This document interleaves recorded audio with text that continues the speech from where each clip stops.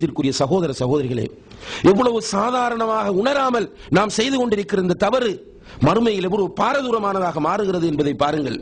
நாம் நினைத்து விடக்கூடாது இந்த உலகத்திலே நாம் செய்யக்கூடிய அத்தனையும் அழிந்துவிடும் என்று நினைத்து விடாதீர்கள். இந்த உலகத்திலே நாம் பேசக்கூடிய ஒவ்வொரு வார்த்தைகளும் காற்றோடு காற்றாக சென்றுவிடும் என்று நினைத்துக் கொண்டிருக்காதீர்கள். நிச்சயமாக அத்தனையும் அல்லாஹ் தஆலா மறுமையிலே கொண்டு வந்து மஹ்ஷரிலே காட்டுவான்.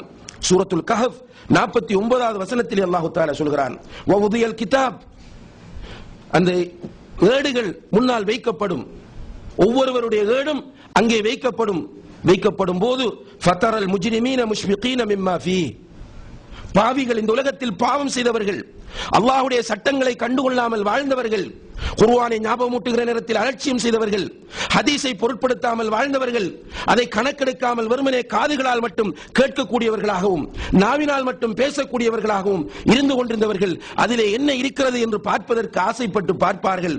பார்த்துவிட்டு சொல்லுவார்கள், யகூலூன் யா வைலதனா மாலி ஹாதல் கிதாப், எங்களுக்கு ஏற்பட்ட கைசேதமே, என்ன புத்தகம் இது, லா யுகாதிரு ஸகீரத்தன் வலா கபீரத்தன் இல்லா அஹ்ஸாஹா, நாம் செய்த சிறியது பெரியது அத்தனையுமே இதிலே பதியப்பட்டிருக்கிறது. வவஜது மா அமிலு ஹாதிரா, அவர்கள் செய்த அத்தனையும் அவர்களுடைய கண் முன்னால் அவர்கள் காண்பார்கள். போய் பேசினோமா கண் முன்னால் காட்டப்படும், விபச்சாரம் செய்தோமா காட்டப்படும், பெற்றோரை கொடுமைப்படுத்தினோமா காட்டப்படும், வட்டி சாப்பிட்டோமா காட்டப்படும், புறம் பேசினோமா காட்டப்படும், குழப்பினோமா காட்டப்படும், எல்லாமே அங்கே காட்டப்படும். ஷிர்க் செய்தோமா பித்அத் செய்தோமா அத்தனையுமே அங்கே காட்டப்படும். தொழாமல் தூங்கினோமா ரகசியமாக இருந்து கொண்டு பாவம் செய்தோமா அத்தனையும் அங்கே காட்டப்படும். எதுவுமே மறைக்கப்பட மாட்டாது. வலா யظلم ربك அஹதா, உன்னுடைய ரப்பு யாருக்கும் அநீதியும் இழைக்க மாட்டான் என்று அல்லாஹ் ஜல்ல ஷானஹு தஆலா சூரத்துல் கஹஃப் 49வது வசனத்திலே சொல்லி காட்டுகிறார். எனவே கண்ணியத்திற்குரிய சகோதர சகோதரிகளே, அல்லாஹ்வின் நல்லடியார்களே, அல்லாஹ் ஜல்ல ஷானஹு தஆலா இந்த உலகத்திலே சோதனைக்காக நம்மை படைத்திருக்கிறான். வாழ்வையும் மரணத்தையும் அவன் சோதிப்பதற்காக வேண்டியே தந்திருக்கிறான். நம்முடைய உயிர்களை அவன் பறித்து விடாமல் இன்னும் அவகாசத்தை அல்லாஹு தஆலா நமக்கு தந்திருக்கிறான்.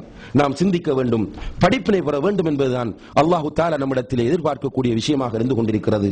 எனவே அல்லாஹு தஆலா தந்திருக்கக்கூடிய இந்த அவகாசங்களை பயன்படுத்தி நாம் ஒவ்வொருவரும் சிந்தித்து குர்ஆனையும் ஹதீஸையும் யோசித்து நம்முடைய நஃப்ஸை நாம் முஹாசபா செய்து நாம் என்ன செய்து கொண்டிருக்கிறோம், எங்கே போய் கொண்டிருக்கிறோம் என்பதை பற்றி கவலைப்பட்டு, நாளை மறுமை என்பது உண்மை என்பதை நம்பி, மஹ்ஷர் என்பது உண்மை என்பதை நம்பி, அந்த மஹ்ஷரிலே நாம் இழிவுபட்டு விடாமல், அந்த மஹ்ஷரிலே கேவலப்படுத்தப்படாமல், நாம் அங்கே அல்லாஹு தஆலா 7 கூட்டத்தாருக்கு அவருடைய அர்ஷின் கீழ் நிழலை வழங்குவானே அந்த மஹ்ஷரிலே, அந்த 7 கூட்டத்தாரில் ஒரு கூட்டத்தாராகவாவது நாம் மாறிக்கொள்வதற்கு முயற்சி செய்ய வேண்டும். எல்லாம் வல்ல அல்லாஹ் ஜல்ல ஷானஹு வ தஆலா பேசிய எனக்கும் கேட்டுக்கொண்டிருந்த உங்களுக்கும் இஹ்லாஸை தர வேண்டும். இந்த உரையிலிருந்து நல்லவைகளை உள்வாங்கி அதனை நம்முடைய வாழ்க்கையிலே நடைமுறைப்படுத்தக்கூடிய ஒரு பாக்கியத்தை அல்லாஹு தஆலா தர வேண்டும். வெறும் விமர்சகர்களாக இருக்காமல் சொல்லப்பட்ட விஷயங்களை உள்வாங்கி மறுமைக்காக வாழக்கூடிய நல்ல மக்களாக நம் அனைவரையும் எல்லாம் வல்ல அல்லாஹ்